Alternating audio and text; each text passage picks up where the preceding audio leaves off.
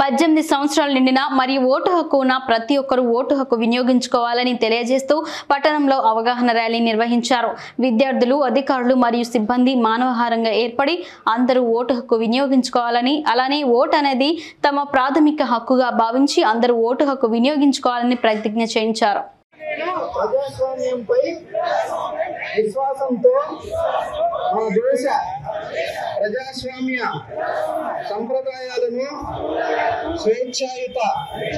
నిష్పక్షపాత, ప్రశాంత ఎన్నికల ప్రాభవాన్ని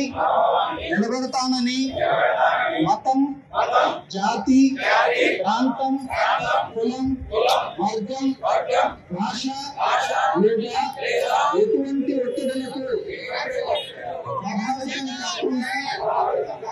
ప్రతి ఎన్నికలో నిర్భయంగా